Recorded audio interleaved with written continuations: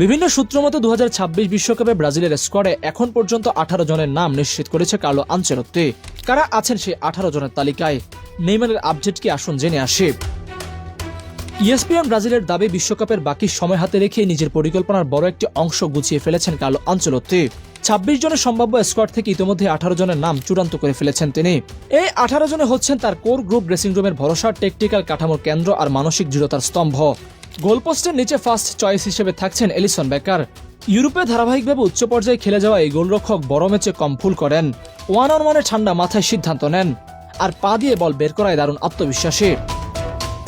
ডিফেন্সের নেতৃত্বে থাকছেন মার্কিনিওস। পিএসজিতে নিয়মিত অধিনায়কত্ব করায় সেন্টার ব্যাক শুধু ট্যাকেল বা ক্লিয়ারেন্স নয়, লাইন অর্গানাইজ করা, ডিফেন্স থেকে বিল্ড আপ শুরু করায়ও গুরুত্বপূর্ণ নাম। তার পাশে থাকছেন এডার মিলিতাও, আনচেলত্তির পুরনো পরিচিত।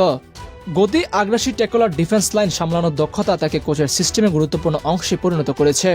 আর্সেনালের হয়ে দুর্দান্ত ফর্মে থাকে গ্যাব্রিয়েল ম্যাগালেস নিজের জায়গা প্রায় পাকাপোক্ত করেই ফেলেছেন।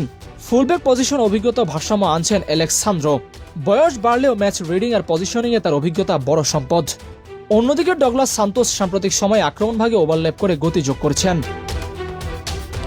মাঝমাঠে আনচেলত্তির আস্থা এখনো অটুট ক্যাসিমেরোকে ঘিরে। তাকে তিনি কেবল ডিফেন্সিভ মিডফিল্ডার হিসেবে দেখেন না, বরং দলের স্পন্দন হিসেবে ভাবেন। বয়সের কারণে গতি কিছুটা কমলেও তার পজিশনাল সেন্স আর টেকটিক্যাল বুদ্ধিমত্তা এখনও অসাধারণ। তার সামনে বক্স টু বক্স ইঞ্জিন হিসেবে থাকছেন ব্রুনো গুইমারেস। ক্লাব ফুটবলে তিনি নিয়মিত পাসিং রিদম তৈরি করছেন, দূরপাল্লা শট ও প্রেসিংয়ে প্রভাব রাখছেন। ক্রিয়েটিভিটির জায়গায় লুকাস পাকুয়েতা ম্যাচের টেম্পো বদলাতে পারেন এক টাচে।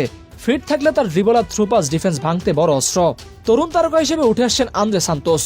তার গতিময়তা ও বল কন্ট্রোল মাঝমাঠে ডাইনামিক বিকল্প দিচ্ছে। আক্রমণভাগে আনচেলত্তির সবচেয়ে বিশ্বস্ত দুই নাম ভিনি এবং রদ্রিগো।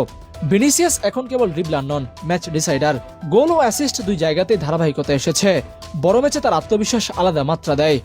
রদ্রিগো বহুমুখী, ডান বাম কিংবা ফলস নাইন যেখানেই খেলানো হোক না কেন গোলের গন্ধ পেয়ে যান। ফিটনেসের দিক থেকেও দুইজন স্থিতিশীল। উইংয়ে গতি ও সরাসরি আক্রমণের জন্য আছেন রাফিনহা।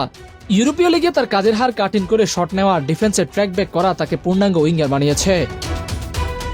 গ্যাব্রিয়েল মার্তিনেলি ধারাবাহিক পারফরমেন্স নিজেকে প্রমাণ করেছেন।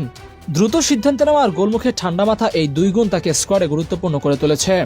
তরুণ বিশ্ব এস্তেফাও এখনও ক্যারিয়ারের শুরুতেই, কিন্তু তার আত্মবিশ্বাস, ড্রিবলিং এবং ফিনিশিং কোচদের মুগ্ধ করেছে। ভবিষ্যতের বড় তারকা হিসেবে তাকে প্রস্তুত করা হচ্ছে ধীরে ধীরে। স্ট্রাইকার পজিশনের প্রতিযোগিতা জমজমাট। জোয়া পেদ্রো ক্লাব ফুটবলে নিয়মিত গোল পাচ্ছেন এবং বক্সের ভেতর তার মুভমেন্ট খুবই কার্যকর। লুইস হেনরিক গতি আর শারীরিক শক্তিতে ডিফেন্ডারদের চাপে রাখেন। ম্যাথিউস কুনহা লিঙ্ক আপ প্লেতে দক্ষ, পাশাপাশি গোল করার ক্ষুধাও স্পষ্ট। ফিটনেস ও কাজের হার তাকে বড় টুর্নামেন্টের জন্য উপযোগী বিকল্প বানাচ্ছে। তবে নেইমারের ব্যাপারে এখনও নিশ্চিত করে বলা না গেলেও নেইমার লাস্ট ম্যাচে যে পারফরমেন্স করেছেন আর এখন তার যে ফিটনেস আছে, তাতে করে মনে হয় না নেইমারকে নিয়ে দুইবার ভাবতে হবে আনচেলত্তির। সব মিলিয়ে আনচেলত্তির এই 18 জন শুধু নামের তালিকা নয়, এটা একটা স্ট্র্যাটেজিক ব্লুপ্রিন্ট। অভিজ্ঞতা, বর্তমান ফর্ম, ফিটনেস এবং টেকনিক্যাল উপযোগিতার সব দিক বিবেচনা করেই তিনি তার কোর টিম গড়ে তুলেছেন। এখন দেখার বিষয় এই ভিত্তির উপর দাঁড়িয়ে ব্রাজিল আবারও বিশ্বমঞ্চে নিজেদের হারানো আধিপত্য ফিরিয়ে আনতে পারে কিনা।